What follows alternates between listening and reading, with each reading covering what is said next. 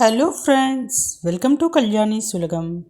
இன்றைக்கி இந்த வீடியோவில் ஆயுத பூஜைக்கு வாங்கின பொரி இருக்கு இல்லையா, இந்த பொரியில் ஒரு சூப்பரான ஸ்நாக்ஸ் தான் செஞ்சு காமிக்க போகிறேன். காரப்பொரி ரொம்ப டேஸ்ட்டாக இருக்குங்க. வாங்க செய்ய ஸ்டார்ட் பண்ணலாம். அதுக்கு முன்னாடி நம்ம சேனலை இன்னும் சப்ஸ்கிரைப் பண்ணாமல் பார்த்துட்டு இருந்தீங்கன்னா சப்ஸ்கிரைப் பண்ணிக்கோங்க. கூடவே பெல் பட்டன் இருக்கும், அதை ப்ரெஸ் பண்ணி அதில் ஆல் ஆப்ஷனை கிளிக் பண்ணிக்கோங்க.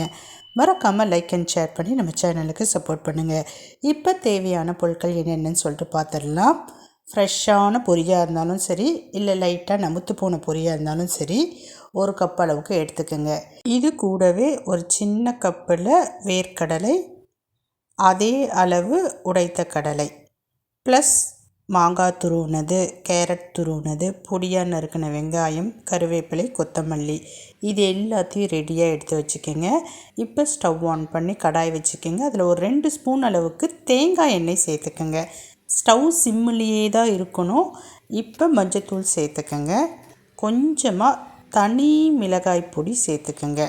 கண்டிப்பாக ஸ்டவ் சிம்மில் தான் இருக்கணும், இல்லைனா இது எல்லாமே தீஞ்சு போயிடும். இப்போ அந்த எண்ணெயில் இது எல்லாத்தையும் நல்லா மிக்ஸ் பண்ணிக்கோங்க.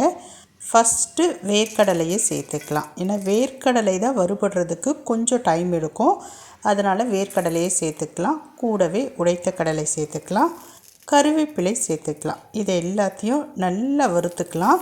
அந்த வேர்க்கடலை நல்லா பொரியணும், படன்னு அந்த அளவுக்கு பொறுமையாக வறுத்து எடுத்துக்கலாம். இது கூடவே இப்போ மற்ற என்னென்ன பொருட்கள் சேர்க்குறேன், மசாலா பொருட்கள் சேர்க்குறேன் அப்படின்றத பார்த்துக்குங்க. ரொம்பவே ருசியாக இருக்குங்க.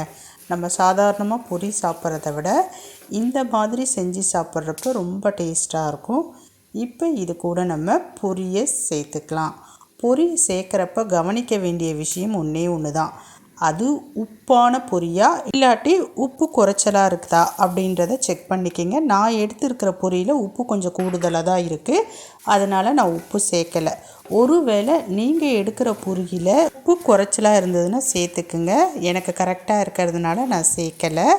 இப்போ பாருங்கள், இந்த பொரி எல்லாத்தையும் சேர்த்து நல்லா மிக்ஸ் பண்ணிக்கலாம்.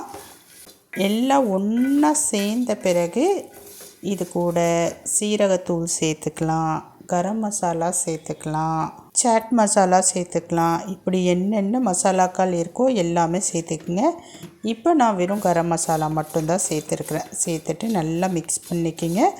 உப்பு காரம் டேஸ்ட் பண்ணி பார்த்துக்கோங்க. தேவைப்பட்டதுன்னா நீங்கள் கொஞ்சம் பெப்பர் தூள் கூட ஆட் பண்ணிக்கலாம். இப்போ பாருங்கள், எல்லாம் நல்லா மிக்ஸ் ஆயாச்சு. இப்போ கட் பண்ணி வச்சுருக்கிற காய்கறிகள் எல்லாம் சேர்த்துக்கலாம். ஃபஸ்ட்டு வெங்காயம் சேர்த்துக்கிறேன், அடுத்ததாக கேரட், அடுத்ததாக துருவிய மாங்காய்.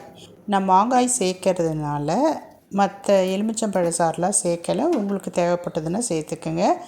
கூடவே பொடியாக நறுக்கின கொத்தமல்லி தழைகள் சேர்த்தாச்சு. எல்லாத்தையும் மிக்ஸ் பண்ணிக்கலாம். கண்டிப்பாக ஸ்டவ் சிம்மில் தான் இருக்கணுமே. இப்போ எல்லாத்தையும் மிக்ஸ் பண்ணியாச்சு. நல்லா கிறிஸ்பியாக இருக்கும்.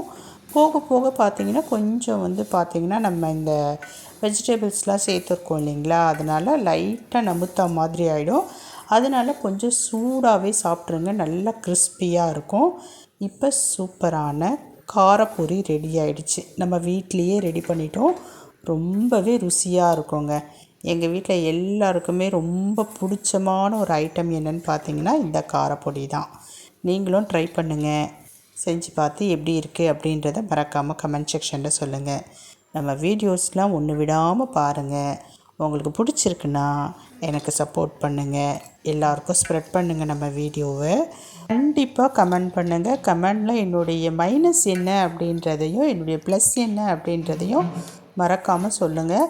அப்போ தான் என்னுடைய மைனஸை நான் குறைச்சிக்க முடியும், என்னுடைய ப்ளஸ்ஸை என்னால் ரெக்டிஃபை பண்ணிக்க முடியும்.